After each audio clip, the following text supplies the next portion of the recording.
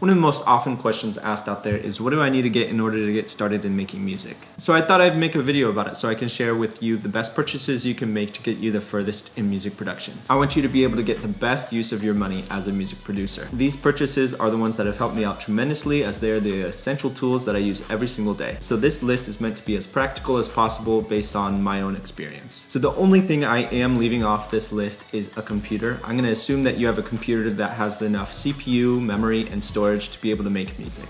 So let's get right into it. So the first on the list is a DAW, a D-A-W, a digital audio workstation. This is the computer software that music producers use to make music. In my experience, it's always worth the money to upgrade from whatever demo or light version you may be trying to make music in. The first year that I started music production, I was trying to make GarageBand do things that it really wasn't supposed to do. So I would say this one is definitely going to be worth your time and money to upgrade. So from my experience, all three of the major DAWs that you'll hear about are all going to be worth it. The first DAW that I started with was FL Studio, and then I moved to Logic for school, and then I switched over to Ableton because it had some more advanced features that I was looking for. I would say for the most part, in most situations, all three DAWs are going to be the same.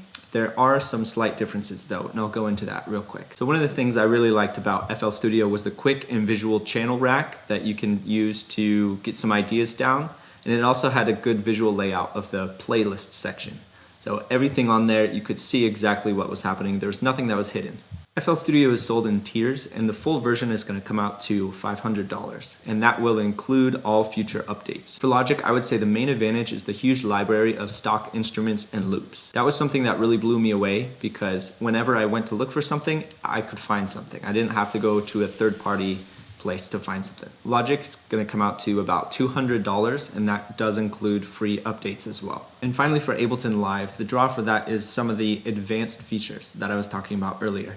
And for me, it was the detailed signal chain routing as well as the high quality time stretching algorithms. Ableton Live is also offered in tiers, and to get the full version, you're going to look at about $750. And they also include a student discount if you're still in school. All right, coming in at number 2 is a great EQ. Now, an EQ stands for equalizer, and it is a tool that will shape the frequencies in your audio. Now, the reason why I have EQ up here so high is because of one feature that helped me take my music to the next level. Now, with a great EQ, you can visually match the frequencies in your song to a reference song, and you can even match the audio so it will emulate the same frequency response as the reference song. This means you're able to figure out what elements of your song are lacking, and it really helps you get your mix to the next level. I found that a great EQ will give you better detail on curves and the ability to quickly solo out frequencies. Now, I use an EQ on every single song on almost every single channel because I want to get my mix as clean as possible.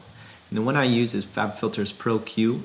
It's currently going for $180. All right, coming in with another controversial pick at number 3 is a good pair of studio headphones. Now, I would recommend going out and buying a pair of studio headphones before you go out and get some studio monitors like the ones behind me. Now, the first reason why I recommend this is because of the price. On one side, you have one pair of studio headphones, and on the other, you have 2 studio monitors, 2 stands, audio interface, and 2 1/4-inch cables. So for someone just starting out, I don't believe the difference in sound quality is going to be worth the difference in price. And for the second reason, I would say if you already have a great EQ, you already know how to compare your song to a reference one. So wherever your headphones are lacking, you can make up for it by visually correcting it on your EQ. So whenever I think of this, I think of a quote Skrillex said back in 2012. He basically said, what matters most is having something that you're used to and learning how accurate of a sound it is. After a certain level, all equipment's going to be good enough to work with, but will have its own set of issues. I'll link to that article down in the description. So fourth on the list is a really good VST, preferably one that is popular.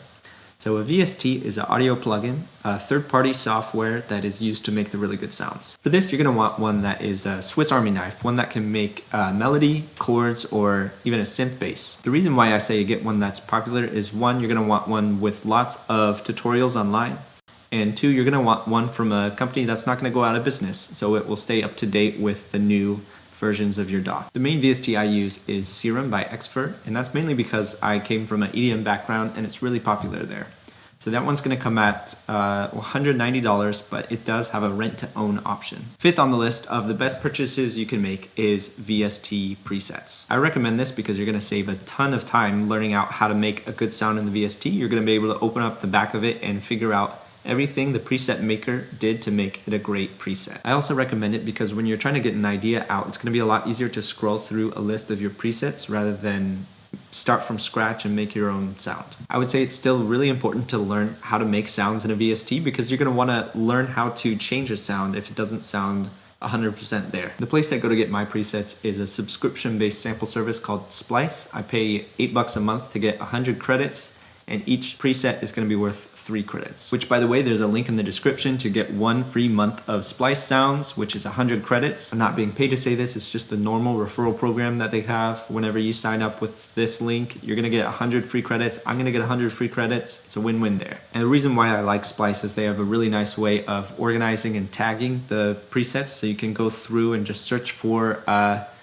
bass sound or something like that, and it'll give you just a bunch of lists of, I don't know, by the most popular, or give you a random list or the new list. So it's just really easy to find good presets on there. All right, and coming in at number 6 of the best purchases you can make as a music producer is sample packs. Now, if you don't know, sample packs are high quality sounds that you can use in your production that you usually buy online. What I do is I usually buy sample packs of drums mostly, and also effect sounds. What I like about this is the speed factor. You're gonna have sounds that are ready to go instantly. You're not going to be spending your time doing 2 things at once, sound designing and producing a song. And another reason why I like this is you don't start doubting the sounds that you're making.